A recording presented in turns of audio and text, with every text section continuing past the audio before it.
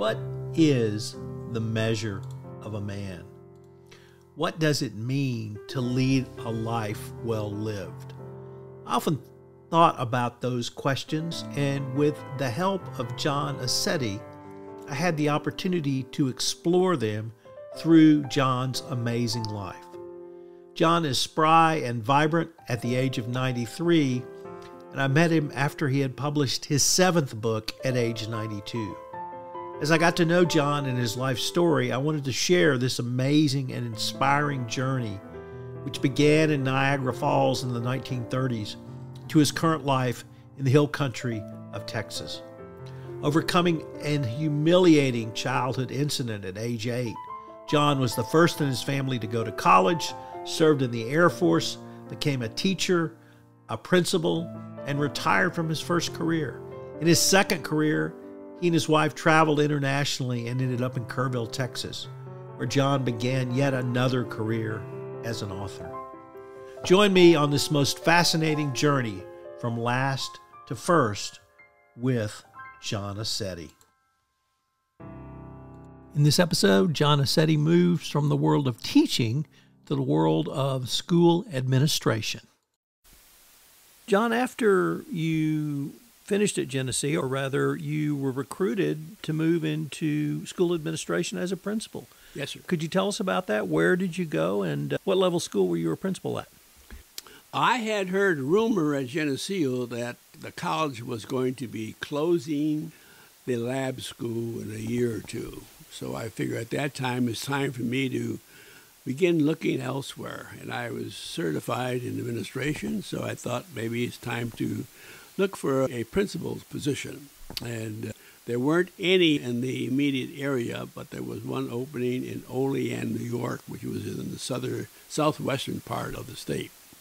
So I applied there and received a call from the superintendent of schools who had looked at my resume. And this is while I was in my principal's office at the campus school, because he was speaking to the principal, not me.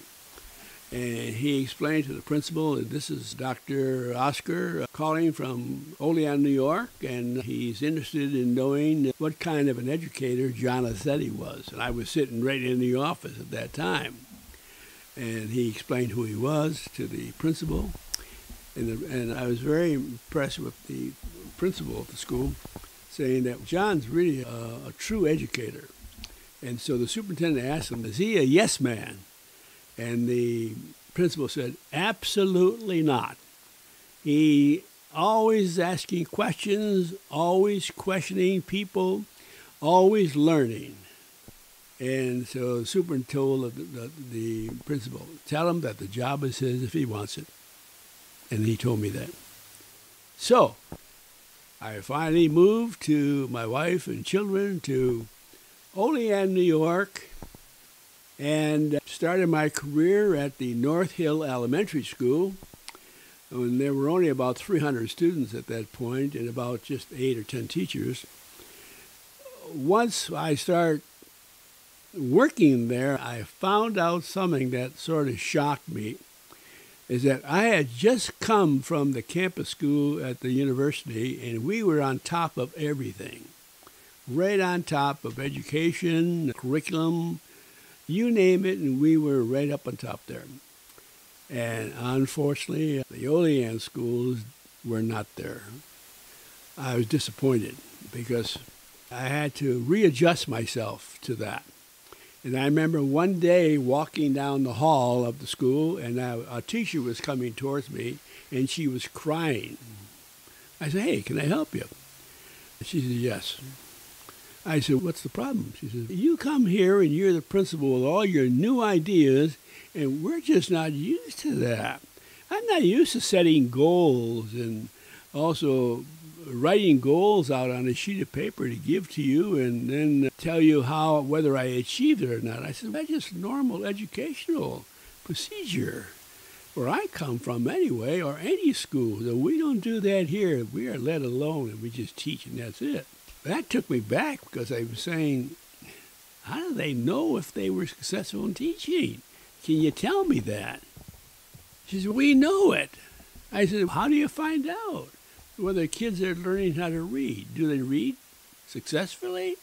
Do they do programs successfully in your classroom? That's we've been doing this for years here. I have to know because I have to supervise you and I have to evaluate you, as well as all the other teachers. And so we really need to tell me what the goals of your lesson are, how you plan to evaluate it, whether you've been successful or not, what the kids learn, what materials you use, and blah, blah, blah, blah. So anyway, I'm sorry you feel that way, but I'm really trying to help the school improve. That's my role here. That's how I see it. So that was really a block for me, by the way, but I adjusted. But by the time I finished the year off, I found out that the school district, and no offense, they were about 20 or 30 years behind what most schools are doing. Very lackadaisical about education. There was no continuity, no structure. So I had to organize all that. And not only that, I found out that the teachers were using the textbooks to teach the curriculum. And they were being tested on the curriculum guide, but not the book. So all their scores were always low every year on the test that were given out to all the schools. So I met with each teacher and I had them explain to me, tell me how you teach and what do you use? And I found out they all use the textbook from page 1 to page 348. I said, well, do you use the curriculum guide? No. I said, well, that's the reason why you have that. We give you out the curriculum guide. If you teach the curriculum guide, all the material on the test all is in the curriculum guide. So that's why your scores are low. Oh, but they didn't accept that. They just didn't believe it or accept it. I had to take a couple of years to get them moving. And I knew that I had to do something with the attitude of teachers.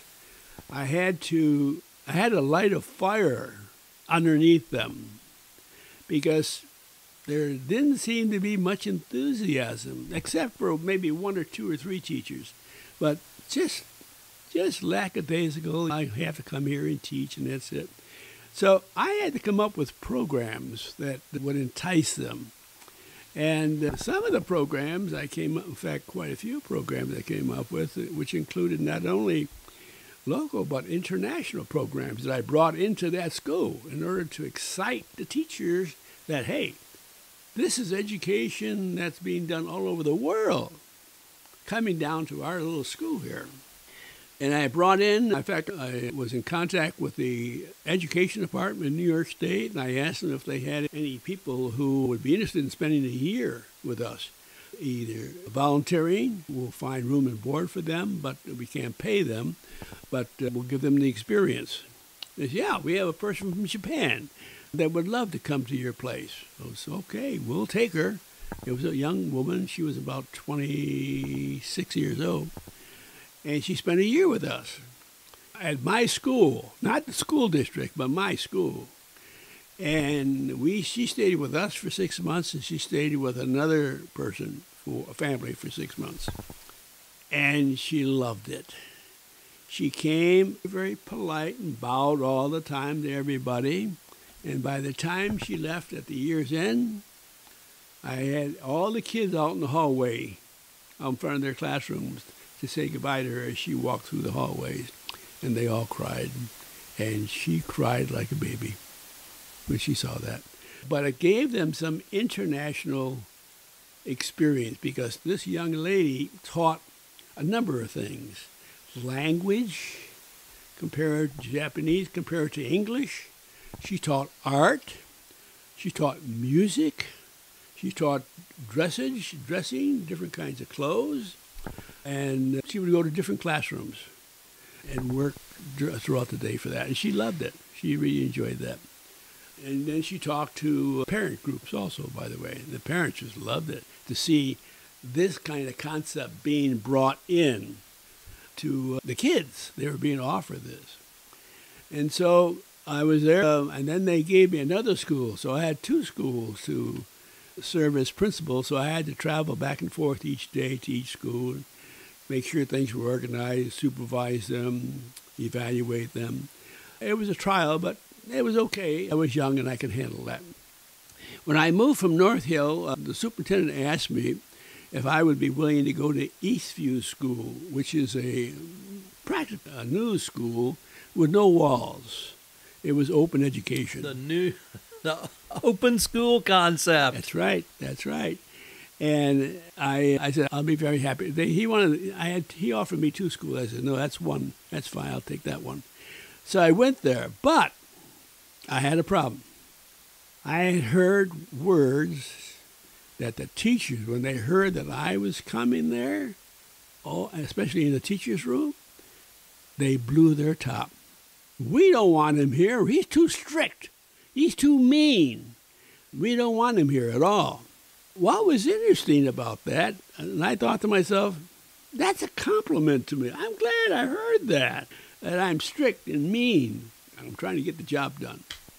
But what happened is that in the same room where the teachers were complaining, there was the kindergarten teacher there who worked with me. She taught half days at my school.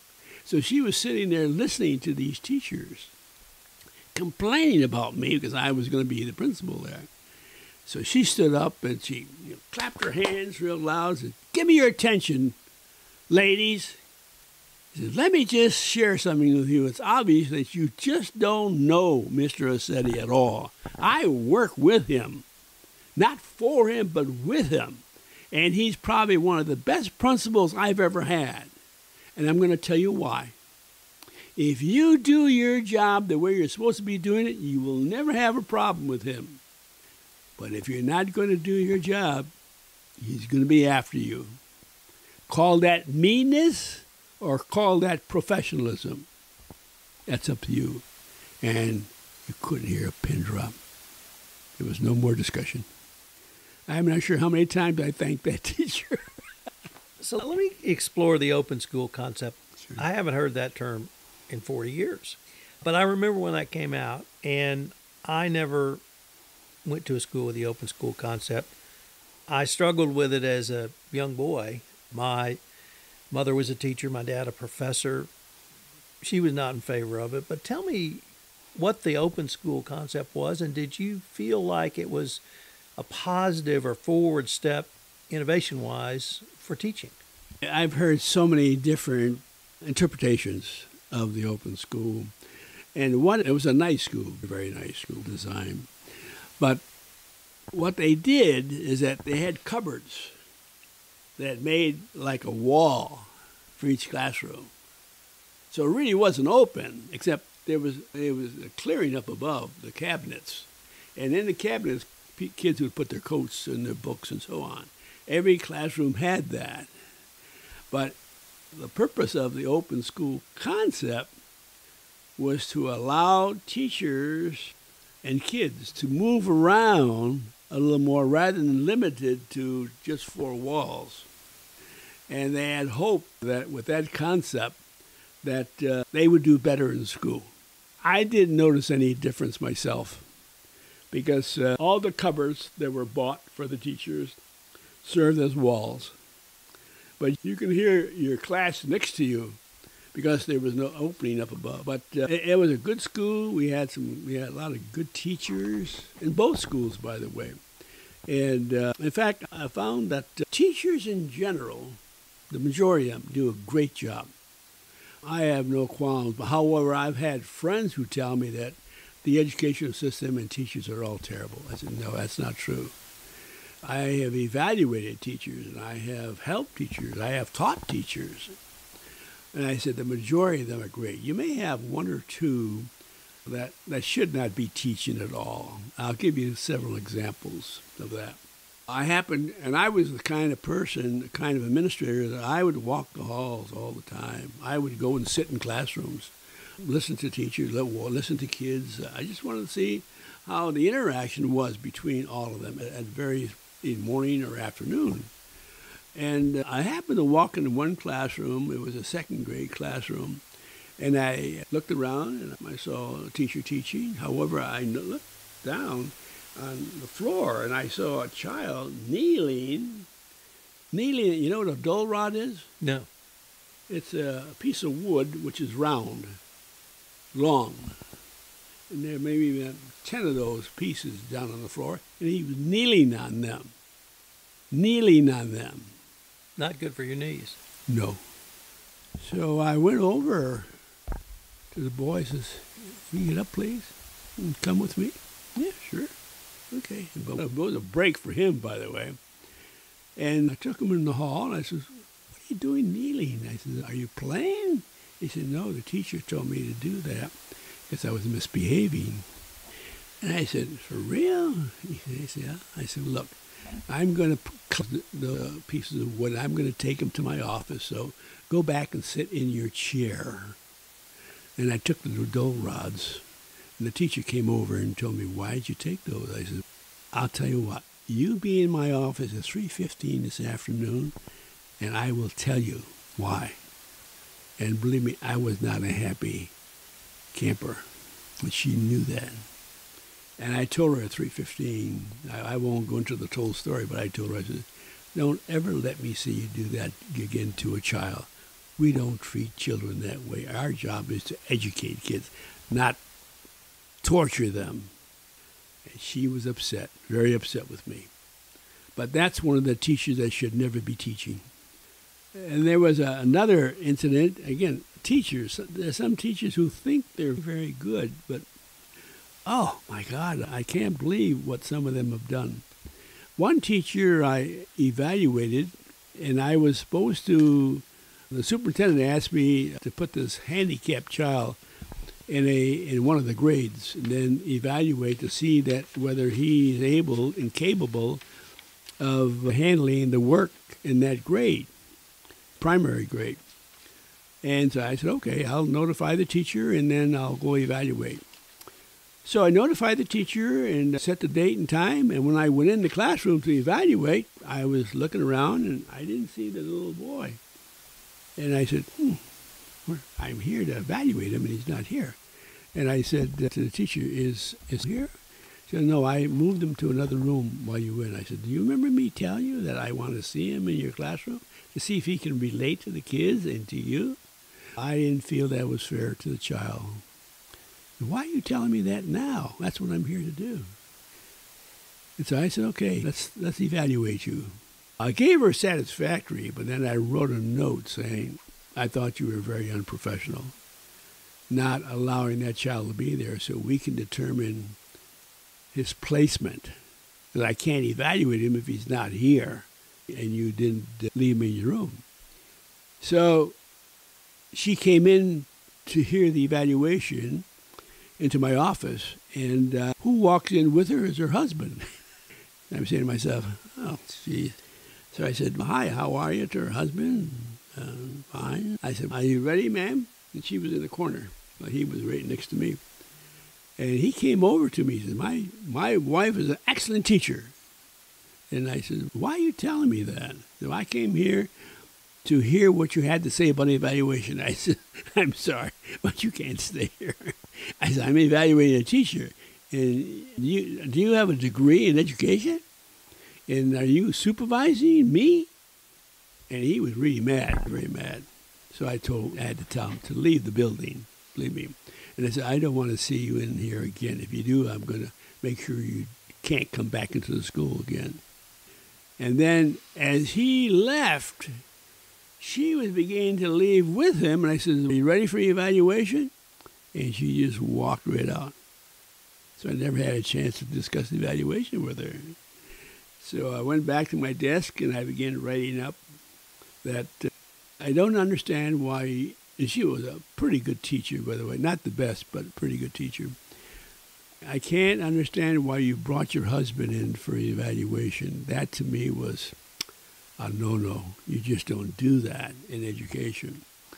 And number two, I said, "You didn't stay for the evaluation. I should have given you an unsatisfactory." Not a satisfactory mark, unsatisfactory. And it was left as such. They were pretty well known in town, too. That didn't bother me. I'm doing my job. But anyway, an old-time school, they got close ties, so you have to be careful. Sometimes you'll get some higher up saying, why don't you get rid of that principal? That didn't happen, by the way. But anyway, we had an outing at that point, and I think she knew that I was not satisfied because I couldn't place a child. We're talking 2 teachers.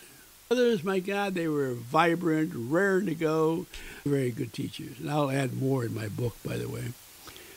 But otherwise, the rest did their jobs. They came in on time. I'll now mention this last one teacher. He was a kindergarten teacher. According to the teacher contract, did I tell you this story? Yes. Okay, so I don't have to repeat it. So that was another matter, and she was upset too because I caught her. And that's my job, is to make sure you're in your classroom. That's why I walk the halls. Everything has to flow. And if it doesn't flow, those kids are going to be harmed or could be harmed. Those are 3 things that were the highlight of the profession for me. But my final comment on that is that I have no regrets going into teaching. I have the greatest respect for the teachers who are doing their job. And I not only was the principal of the school, but I also was asked to teach graduate courses at the university while I was in Oleyan. So I taught graduate courses by the department head. He asked me if I would do that. Yeah, sure. So that was fun. I enjoyed that. And I can go into that too, by the way, but I'll put that in the book. That was a fun time because I could be as creative as possible and I can concentrate and focus on those topics that graduate students need to know before they become an administrator. So in Oleyan now, I really had to work to get things done. I found out through my readings and research and also trips that there's a lot I could do. And a couple programs that I'm very pleased with. Having been a member of the Rotary Club, I was very fortunate enough to be selected to serve as chairman for an international program to Argentina.